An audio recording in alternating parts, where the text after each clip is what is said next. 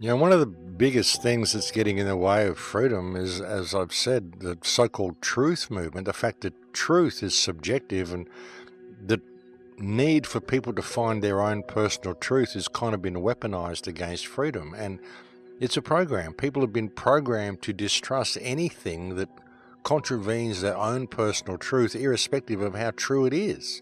If it's something they believe in, well, that's the truth according to them. When really it's just a belief, and that's what the whole truth movement has become. It's been a whole bunch of different belief systems and people arguing over these belief systems. It is a program, folks, and if people can't see it, well, there's not going to be much hope for us.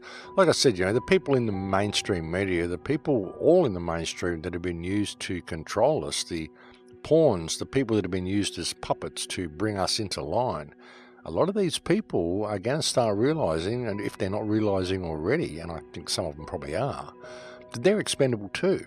They never mattered to begin with. All the stuff that they thought actually meant something didn't. They don't have any privileges. Whatever money they were given doesn't matter. It's all going to be digital. They can get locked out of it at any moment simply because they missed a phone call or thought the wrong way or made the wrong comment on Twitter. It's as simple as that. Every single one of them is expendable. And I think a lot of them are seeing what this system is actually becoming, and they're realizing just how expendable they are. So I think you're going to find a lot of the mainstream people actually reaching out to the independent media and reaching out to the so-called conspiracy culture, hoping to get some sort of support from them. And I think it's up to us to give them this support when we can, and to bring these people into the fold when we can, and to show that it's not about our ego, it's not about being right, it's not about any of this stuff. It's about creating some form of unity and changing the direction that mankind is going, because if we don't, then nobody is going to survive what is coming. Simple as that, folks. We're all in this boat together, and people really do need to pay attention to this, and they need to get these opportunities when they come and seize these opportunities when they come, because these are all opportunities for us to pull together and to create some form of unity. And unity is what we need more than anything. Without unity, we are screwed.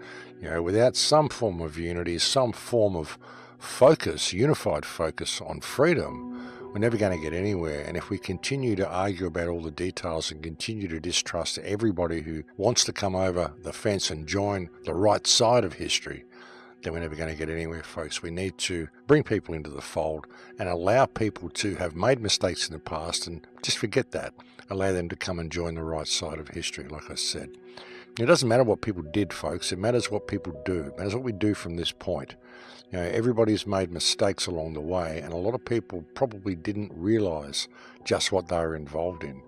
And now that they are waking up, it's up to us to accept that and to, as I said, allow them to come over and join the right side of history. I mean, what do we want? Where do we expect this to go once we started speaking out? We've wanted people within the mainstream to wake up for years. And now when we do see them wake up, there's this whole element within the so-called truth movement that simply wants to attack them simply because they were once part of the other side.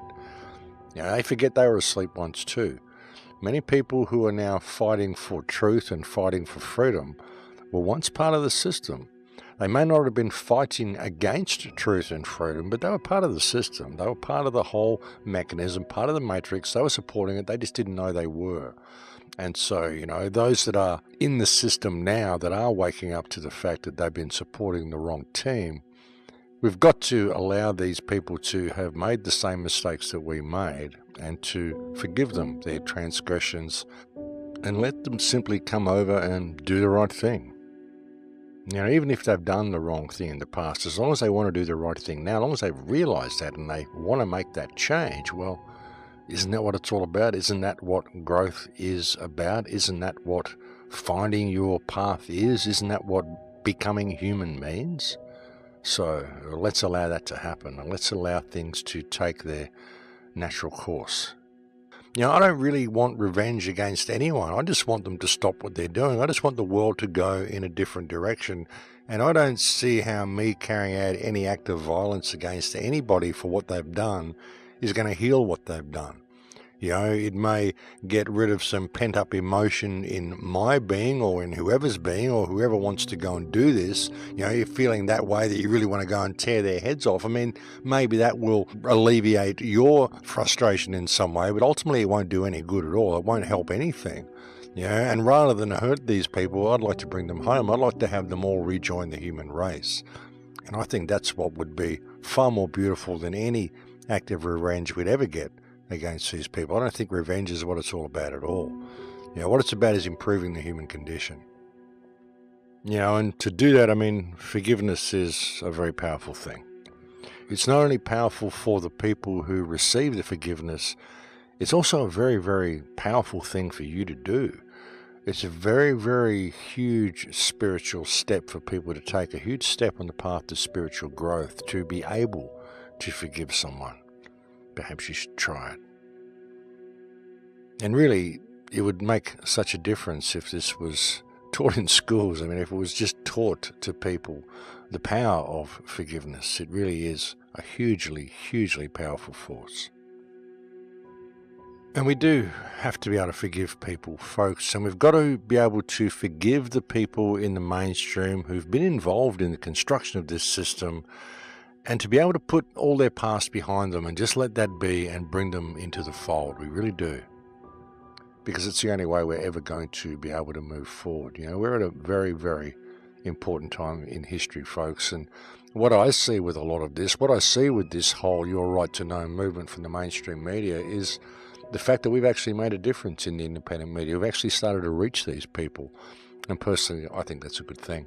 I mean, what else are we going to do, folks? What else was the plan? Were we just going to sit here and shake our fist at the government for the rest of our lives and think that it was never going to get anywhere and that's what it was actually all about, just shaking your fist at the government?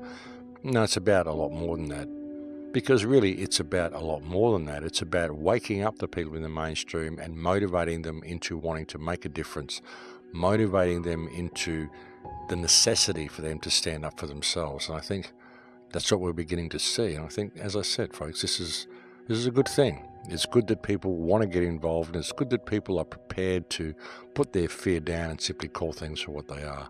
We need more of it. As I've often said, folks, the thing that's really going to overcome this system, ultimately, when it all comes down to the wire, is love. And that may sound weird to people, but it's true. And we've got to be prepared to put our stuff down with others if we want that to work. Every person who is currently locked in the matrix, every person who has even been working against freedom unbeknownst to themselves. I mean, many people who are working in the independent media and many people who are working within these government systems really don't know what they're involved in. It's all very compartmentalized. They're simply doing their job. They're trying to further their career, become successful in inverted commas, because that's what they think it's all about. And when they do wake up, what they find is that they don't have any allies, they don't have anywhere to turn in the independent media, because we all see them as being controlled opposition or whatever. We all see them as being judgeable by their past actions and not realizing that they were simply part of the matrix and often didn't realize it. And that every single person who is currently part of the matrix is a potential ally for freedom. And that's something that we really have to acknowledge. And if we can put our stuff down with people and be prepared to allow people to have made mistakes in the past, the way we did. We all make mistakes, folks. That's how people learn. Sometimes it's a little more difficult for some people than it is for others. Sometimes it takes people a lot longer to see what they're involved in than it does for others. And I'll tell you, the more successful you are within the matrix, within that system, the more money you get behind you, the more possessions you get behind you, the more you are riding that wave, the harder it is for you to see what you're involved in, because you get caught in that wave. You get caught in that economic system. You get caught in that social model. You just get caught up in the whole matrix, the whole false reality, the whole pursuit of fun, rather than the pursuit of freedom, the pursuit of knowledge, the pursuit of wisdom. We go for the pursuit of information, the pursuit of stuff, the pursuit of stuff that we think will mean something according to our social status, or will improve our social status because we think our social status actually means something. All these artificial parameters that we're given, we very often think this is what it's all about. And I guarantee, folks, that once you get in there and you start making money and you start riding that wave, that's all you can really see. That's all your focus becomes. You just don't notice what's happening with the rest of the world. You don't notice the control grid because it's all working for you. You can't see that there's a problem. You've got plenty of money. You've got all the opportunities. You've got all the resources that you need. It's all working out for you. So you can't really see what the problem is. You just think, oh, there's a lot of people out there who complain about things. But hey, this is the land of the free, the home of the brave.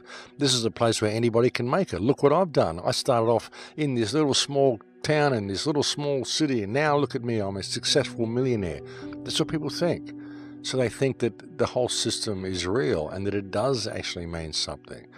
If they ever get time to stop riding that wave and to actually sit back, they get enough money that they actually think, well, perhaps I can take some time off and sit back and enjoy it and open up this oyster that I've found at the top of the world here. Once they do open it, they realize that it's an empty shell. There's nothing there. All of it didn't really mean anything. Perhaps they will get time to think about their lives a little bit, but not while they're riding the wave. While they're riding the wave, all that really matters is the wave, because that's just the way the human mind works. So we need to take that into account when looking at these people and looking at this system and looking at the people we're dealing with. Half of the people who are involved in all of these really evil corporations and all these really terrible things have no real idea what they're doing. They're not inherently evil people. They're simply riding the wave, and they're not even aware that the wave exists. It's just what life is for them. It's just the way they grew up. It's what they grew up into, and it's what they've become. And the best thing we can offer these people is love, compassion, and forgiveness.